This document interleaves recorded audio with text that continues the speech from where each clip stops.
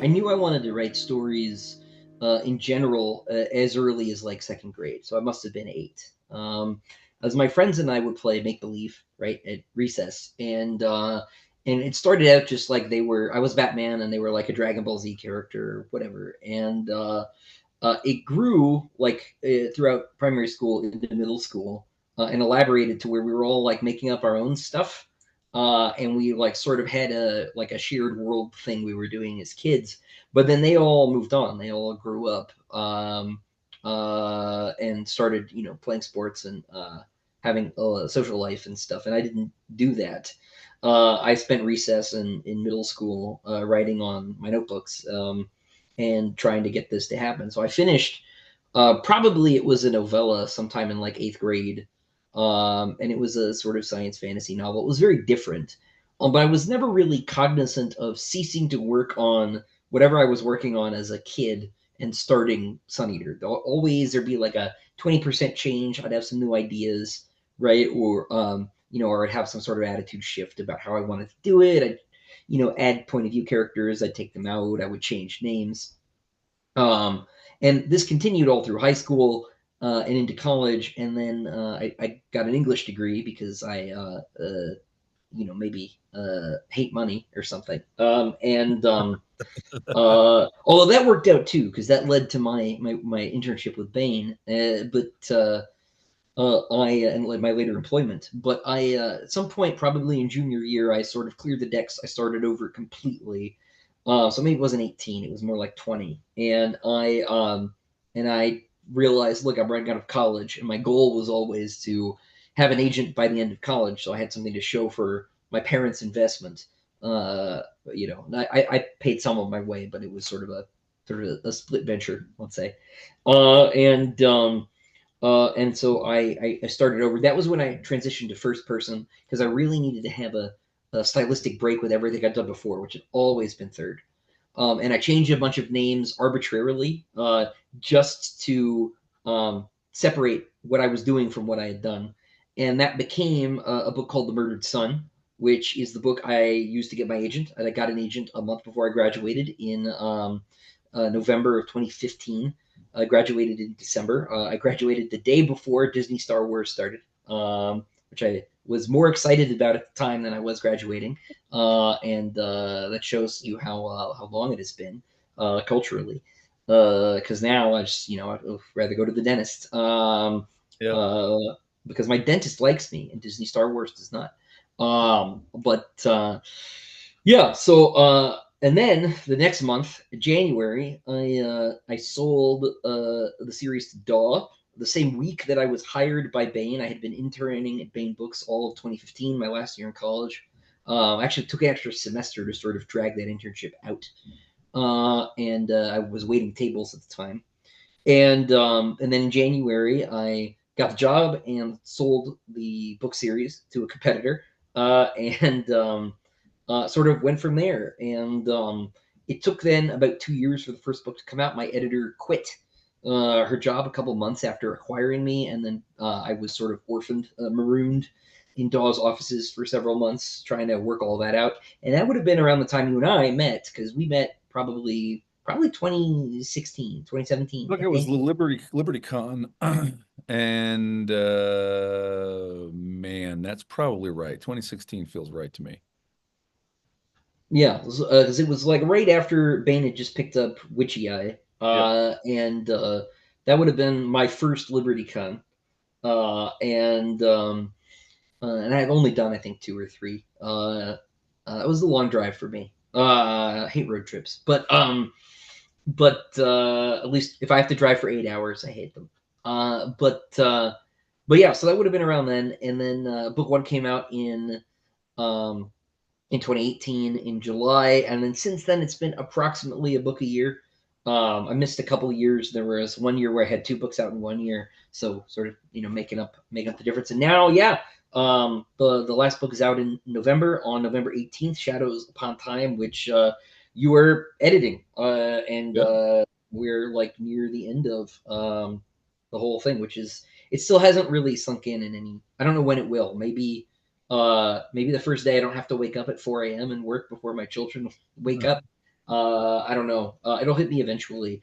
It's always been the case for me that like life achievements don't feel like anything. It's like you're I remember my like great uncle was like, "How's it feel to be 10, old man?" And I'm like, "The same as it did yesterday when I was 9 and almost 10." Like I just don't know. Yeah, So it hasn't sunk in yet. But then again, I'm not quite there. Another couple weeks. not quite, almost. So I'm interested. I have not read The Murdered Son. Obviously, that the title suggests that the story has some affinity with what turned into the 7 volumes of The Sun Eater. Yeah. Uh, how close were they? That book, was it a standalone? Was it the entire? I mean, is it like a compressed version of what became the Sun Eater? Is the title like only coincidentally similar?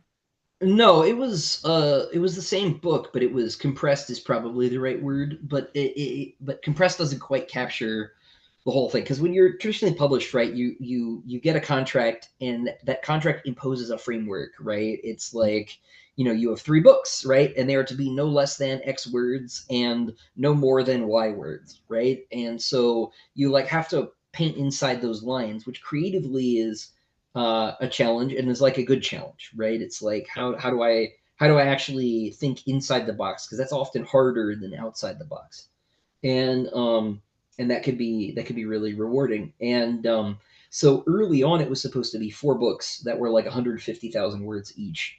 Hmm. Um, and then my first editor, I've had 4, I think, over the course of this whole um, project, counting my new editor at Daw and yourself. There was a second editor who did books 2 through 5, and then you did 6 and 7, but sort of managed by this new lady at Daw, which is a lot for 7 books. But the first editor had a bunch of notes for me that resulted in the book sort of ballooning to 250,000 words.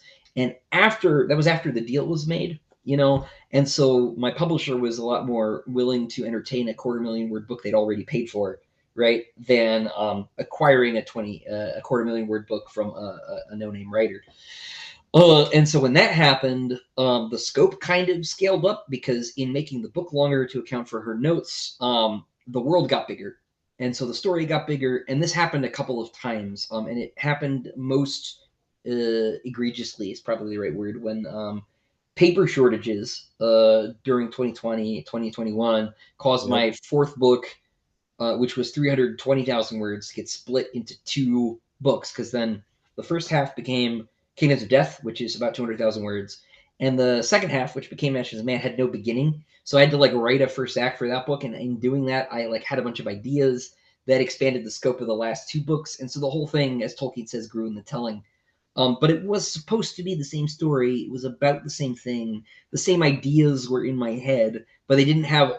But not all of the ideas were there. The main ideas were there, um, and things sort of grew around them to sort of fill in the space, the increasing space I was given and fought for.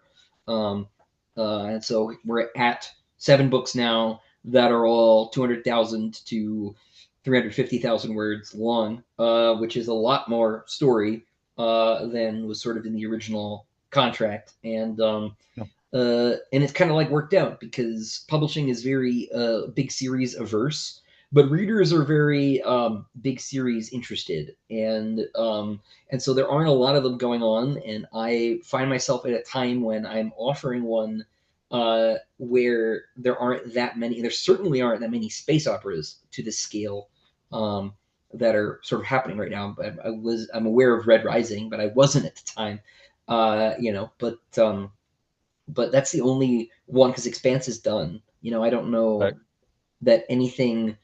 And Uh, that was the one I was going to mention, but like anything else of that kind of size and scope, at least in traditional publishing, I don't know.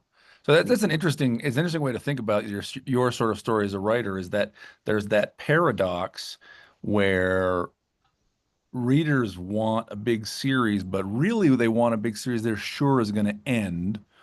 Publishers only want to buy a book they're confident they can sell. So no publisher up front ever buys a 7 book series, especially from an unknown writer. But even if someone you knew, you just like, man, 7 books is it's a long, long time to write those, right? So you kind of you've threaded this. um, you thought there were going to be a four up front, right? Its circumstances changed, and the nature of the changes you had to respond, having a kind of an emergent strategy as things developed, and now I can say, and very few people know this, but I know this, that you're gloriously sticking the landing on book seven of well, what I think is going to be sort of a hallmark, a flag, a characteristic uh, um, series of this quarter century. You know, from the point of view of science fiction fantasy, not exactly what you set out to do, right? That's super interesting.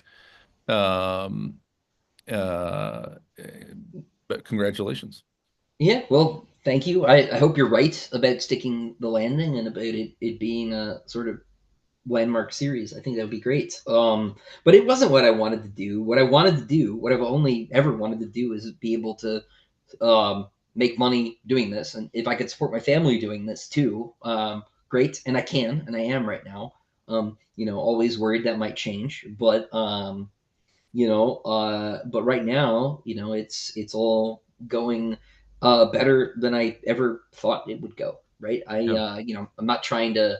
I don't need to be the like New York Times #1 bestseller. Right? I just need to provide for my family. That's really what it's about. What really matters.